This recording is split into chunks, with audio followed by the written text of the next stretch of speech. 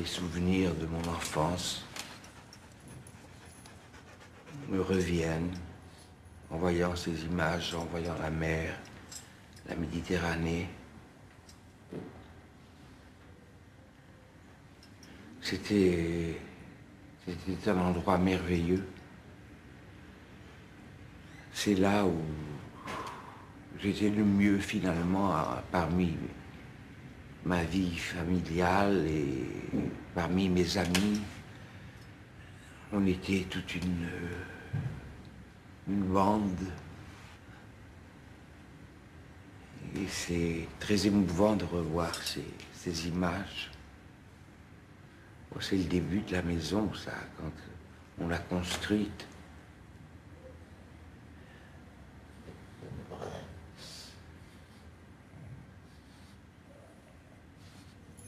Elle n'avait pas d'étage encore.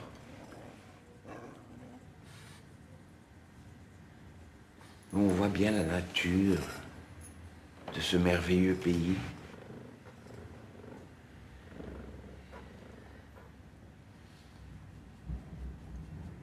Mon père m'adorait. Le dernier jour de sa vie, son dernier mot a été « Où est Yves ?» C'était un enfant très sensible et très heureux. J'ai eu une enfance merveilleuse. D'ailleurs, il y a une sérénité dans les yeux, mes yeux, qui exprime la joie. La mer, c'est un grand thème qui revient souvent dans mes collections. C'est très émouvant. Je crois que c'est l'époque où j'ai été le plus heureux. Là, je pense à Proust qui écrit les vrais paradis sont ceux qu'on a perdus. Ça, c'est la sieste sous les arbres.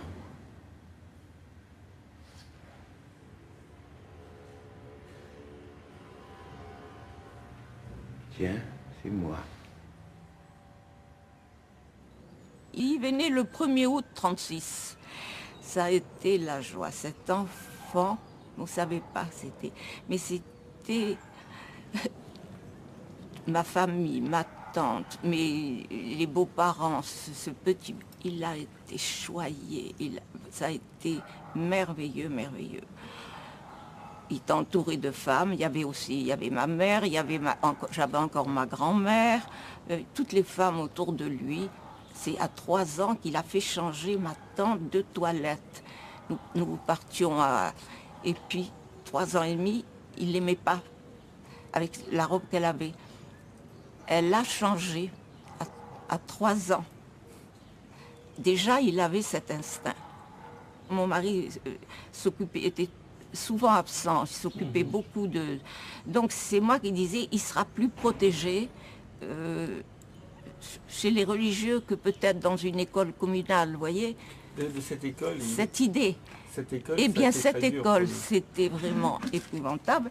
C'était une école privée, bien sûr, mais c'était tout le repère de tous les fils de colons, de tout qui, vous savez, les colons, c'est plein d'argent, ça gagnait beaucoup. Ils avaient des autos superbes.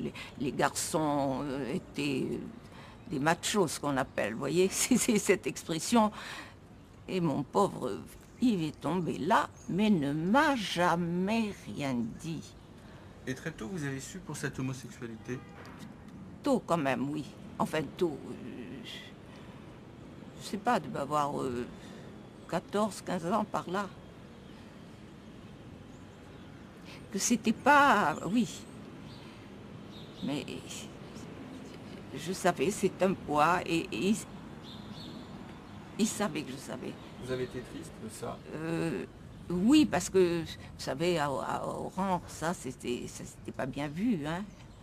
Vous en parliez à votre mari ou vous en parliez jamais à Non, votre mari? C'était un sujet tabou tabou. entre vous et votre mari? Tabou parce que mon mari était tout le temps en voyage, tout le temps et je voulais pas, et puis ça aurait fait quoi?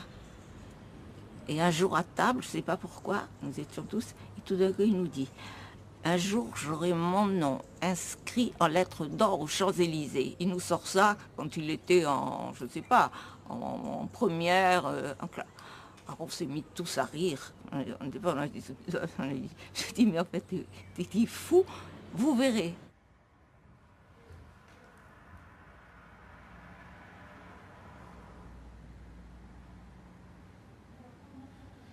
Oh, ça, c'était, j'imaginais, quand j'avais 14 ans, que j'avais une maison de couture, place Vendôme, et il y a les notes des clientes et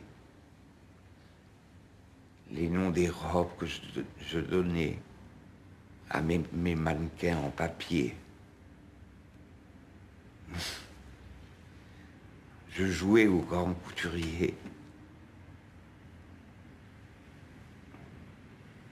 Ça, c'est le jour du concours de la laine. Ma première robe avait été faite par Hubert de Givenchy. J'ai toujours considéré Givenchy comme un très grand couturier. À 16 ans, le jeune Oranais, lauréat du concours de la laine, a commencé à écrire à Michel de Brunoff, le directeur de Vogue français, pour lui demander des conseils. J'étais l'assistante de Michel de Brunoff lorsque Saint-Laurent est monté à Paris. Il arrivait avec des dessins qui étaient parfaitement ses dessins et pas les dessins de quelqu'un d'autre, premier point, qui étaient des dessins complètement spontanés, puisque les collections n'étaient pas encore présentées, et qui ressemblaient aux dessins de Dior, à s'y méprendre. Et donc, ça posait problème. Arrivé d'Afrique du Nord et d'Oran, un collégien de 17 ans qui dessinait comme Dior. Il y avait de quoi alerter. Et donc, Michel de Brunoff a été tellement passionné qu'il a fait ce qu'il n'a fait pour personne, c'est qu'il a mis les dessins sous son bras et il est allé les apporter directement à Christian Dior en lui disant, écoute, c'est fantastique, c'est incroyable. Un peu plus de cela, on penserait à une supercherie. Et c'est sur ces dessins, au vu de ces dessins, et après avoir rencontré Yves, qu'il est rentré au studio, à l'atelier, au studio de Dior. Christian Dior lui ouvre les portes de sa maison en 1955. Saint-Laurent entre chez Dior comme assistant. Un jour, il vient me chercher Square Pétrarque. Une tête. Je lui dis, qu'est-ce que tu as?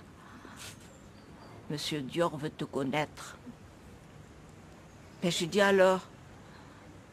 Ben oui, mais c'est demain. Alors, tu viendras demain. Tu t'habilleras. Il m'a dit comment il fallait que je m'habille. Fais attention, le mérite, tu viendras voir la collection. Et puis tu m'attendras.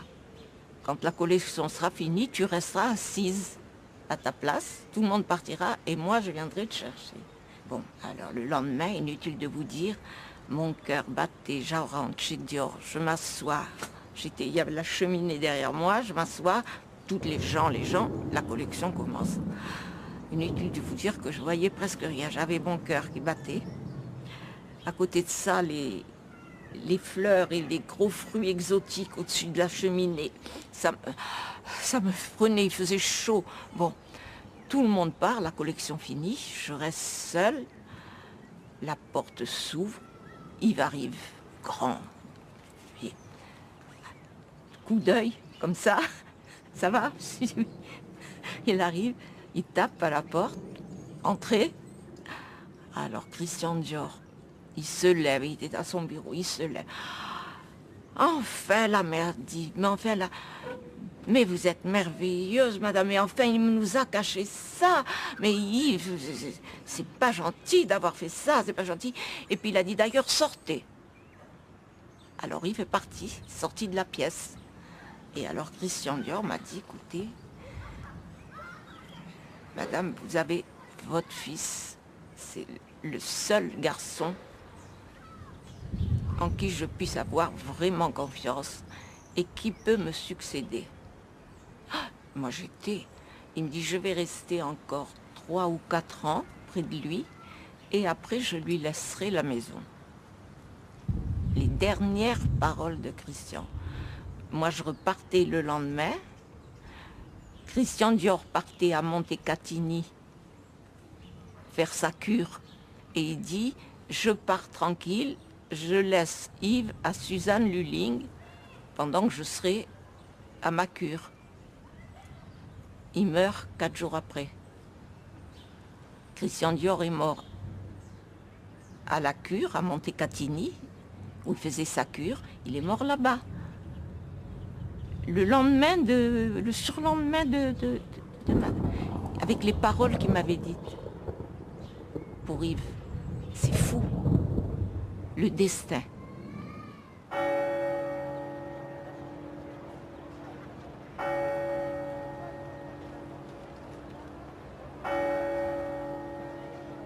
C'est le jour de l'enterrement de Christian Dior.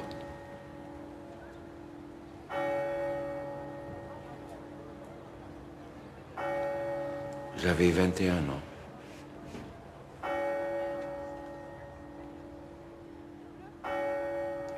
C'était très étrange car voici Pierre Berger, que je ne connaissais pas du tout, dans la foule, avec Madame Bricard, l'égérie, la muse de Monsieur Dior, l'enterrement de Monsieur Dior.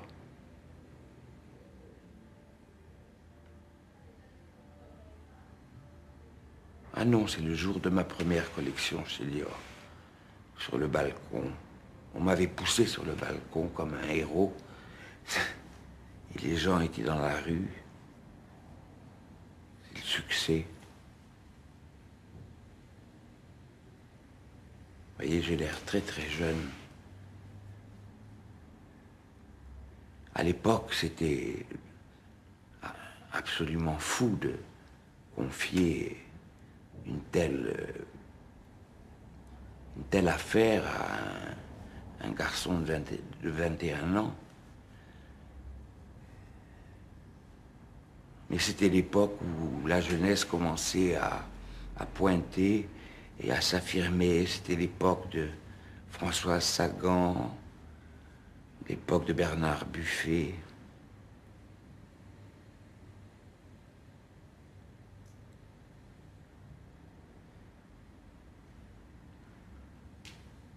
Et toujours l'air d'un enfant studieux, d'un adolescent studieux.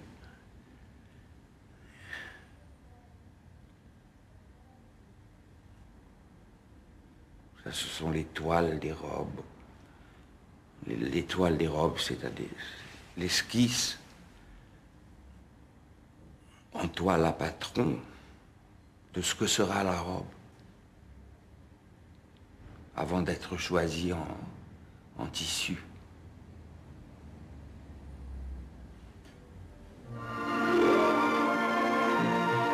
Le château de Blenheim, résidence du duc de Marlborough, a servi d'écrin à l'élégance française. Yves Saint-Laurent était venu y présenter à la princesse Margaret une collection de 136 modèles divers. Les victoires du prestige peuvent se remporter sur bien des fronts. Celui de la haute couture est solidement tenu par la France. Et le vainqueur de Blenheim a bien mérité le sourire d'une princesse conquise par l'élégance parisienne. Enfin, à Moscou, en présence du ministre du Commerce soviétique et d'un nombre public, la présentation de la collection d'une célèbre maison de couture parisienne. Les réactions à cet événement sans précédent vont de l'étonnement le moins dissimulé à l'émerveillement